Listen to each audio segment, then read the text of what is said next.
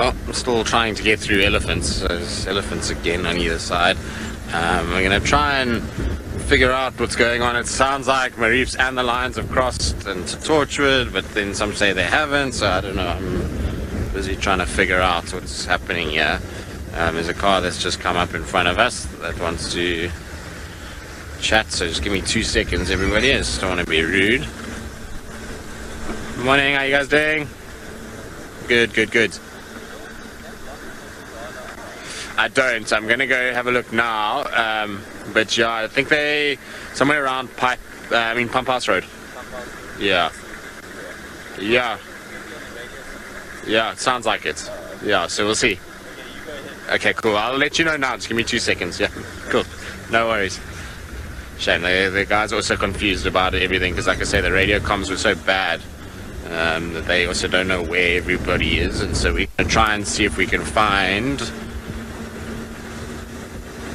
Lion and Leopard and all the other things that are happening. But Maribye is, you know how he is. I'm sure he heard the commotion of a kill and thought to himself, well, I'll go and investigate that and see what's happening. And probably only to get himself into a situation, but he's fine. He's milling about there. The guy said that they saw him. The Lions are not too interested in him anymore, so everything is okay. But I'm sure he's going to push into Torchwood. I don't think he'll stay on Chitwa if the Lions are still on Chitwa. If the Lions have come this side, then I'm sure he'll bend back that way. And it's all valuable lessons that he's going to have to learn as a little young leopard. Lions are going to be a feature of his landscape for the remainder of his life, and so if he's not on point and understanding of what they do and where they go and how they do it, then he's going to get himself into trouble at some point. And remember that Tandi's first son was actually killed by the Pride of Lions, and he at that point was already almost 4 years old. So it happens. It's just got to try and mitigate that as much as possible. Okay, so theoretically, if I understood everybody correctly, that the Lions were supposed to have crossed, and Maribye's crossed just in front of us here. So from this road that's running parallel where we had Maribye's yesterday, and then coming over onto this side. So I just want to try and see if I can find the tracks. We should be able to pick up the tracks on the side of the road here.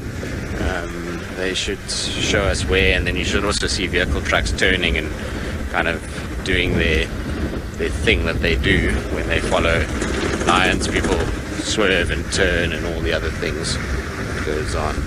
But the last I heard, it was much closer to the Mulawanini, so that should be just down in front here.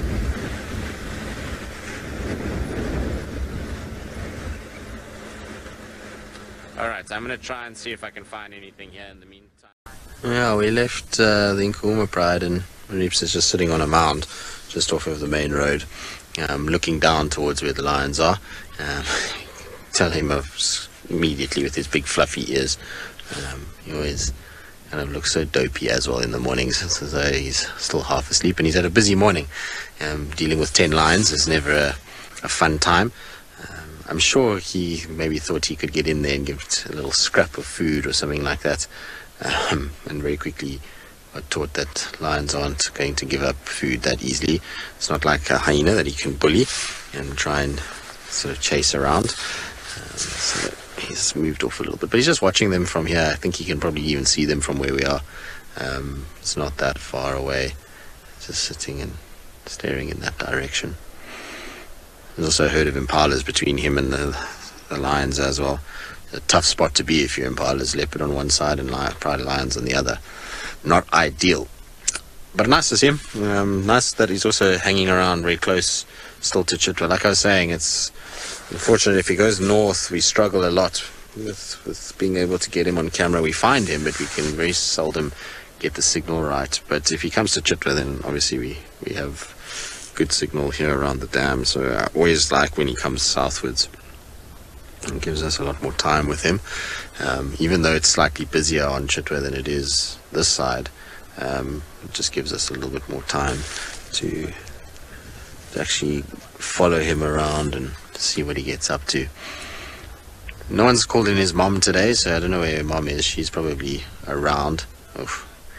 Looks like he's gonna sleep on his mount today, and you would never know now if you were sort of 100 meters away driving past this and sort of looked northwards, you would never ever pick up that there's a leopard on top of this mound. It would be the spot of the century, I think, to be able to see him. You might pick up that little whitish color on the leg, but it would be very, very tricky from a distance. That coloration would just blend in so well. There's always a place that I look for him is on mounds. He's a cat that likes to sit on mounds, much like his mom. In that regard, she's also a mound cat. Far more mound cats than tree cats, these guys. They love being in elevated spots, but trees aren't as comfortable as a mound like this, and also don't camouflage nearly as well. You know, they can go quite unnoticed on mounds. Can leopards, especially a grassy one like this, just get on top and just sit low down, and the grass will cover him over and make it difficult to see.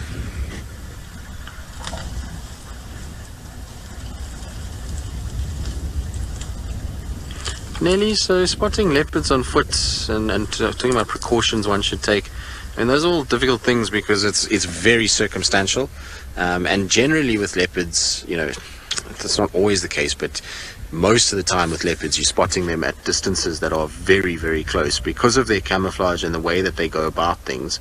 A leopard will often try and sit right until the very last second and try and rely on its camouflage as much as possible. So if you, let's say, tracking Maribye and you had his footprints coming towards this mound and you were coming from the back side of the mound and you couldn't see him and he couldn't see you, and you walked quite quietly, and then he picked you up at quite close proximity, he'll try and duck down as low as possible and just watch you and hope that you're going to walk right past him.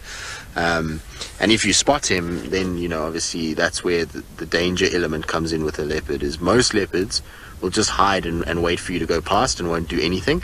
But if you get too close, then they're left with the fight or flight response, and they've got a situation where they can either run away and expose themselves and show you that they're there, or they can be aggressive towards you. So because proximity with leopard on foot is generally very close, the best things to do with them is, if you spot a leopard and it's watching you through the grass, is to pay it zero attention. So do not stop and stare at it, because that's going to trigger it to either be aggressive or run. So if you see a leopard out the corner of your eye, or you see it in front of you, just walk as though you haven't seen it, kind of pretend that it's not even there, and it will, most times, 9 times out of 10, will just lie flat and just watch you kind of go past, and then will pop its head up once you've left and look where you've gone. So that's kind of a good thing to do with leopards, is to not stop and stare at them. When they feel like they've been seen, that's when they've got to react accordingly. If they feel like they're still hidden, then they will just stay hiding. They won't really do anything to you. But yeah, so it's that. It's also when I find a lot of people that track leopards through the grassy areas look down the whole time because they're looking for a footprint. The best thing when getting close to a leopard on foot is you generally need to be looking up all the time, so you can actually spot it before you're at that uncomfortable distance. But yeah, that's the kind of things, is just try and walk on and don't stand and stare at it. You will get the anomalies in all of this. You will get certain leopards that won't care that you've walked into them, and they'll just walk in front of you, and you will be able to view them on bushwalk. I mean, Hosana, Shungile particularly, were leopards that displayed these kind of behaviors. But that is very uncommon, and not something I would advise anybody to try and do. A leopard can be a very, very dangerous animal. I saw some horrific photographs of somebody this past couple of weeks, and that was mauled by a leopard in Wangi in Zimbabwe. And yeah, the poor guy looks as though he's been through a meat grinder. So, you know, you don't want to tangle with these cats if you can help it. So stopping, staring, making a lot of noise, all those kinds of things are going to only make that leopard get more kind of hyped up. And like I said, it might run away 9 times out of 10, but if it's that one time where it doesn't feel like it wants to, it might have cubs, it might have a kill, it might be injured. You never know what the circumstance is with a wild animal, and so you don't push your luck with them. So my advice is generally don't walk into leopards. It's not something... you know, if you're not trained and you haven't spent a lot of time in the bush with people that know what they're doing, it's not something I would advise you to do very regularly, if you value your life. These guys are, it's crazy how many times I've tried to track these guys, and you know that they're there, you know that they're watching you, and you just cannot see them, and then eventually you take that one step too far and this leopard pops up right next to you. It's a pretty weird experience, but yeah, just pretend like they're not there, carry on, go fetch the car and come and view them with a vehicle. That's my best advice for what to do, a protocol to do when you see a leopard at close proximity. Sometimes, like I say, you'll get lucky. I remember with Shungila, we used to find her in a tree, and you could watch her on bushwalk in a tree for hours and she would be fine. So sometimes that happens, but most of the time if they see you, they're going to try and go and hide and just get away. And that's the other thing, is if you do see a leopard on foot, if it moves away from you, don't try follow it. Just leave it to move away. If you follow it, it's going to start feeling like you actively pursuing it, and then it gets more irritated pretty quickly. Alright, well, we'll sit with Maribye as he hides and buries his head in the grass. There's a bit of sun coming out now, so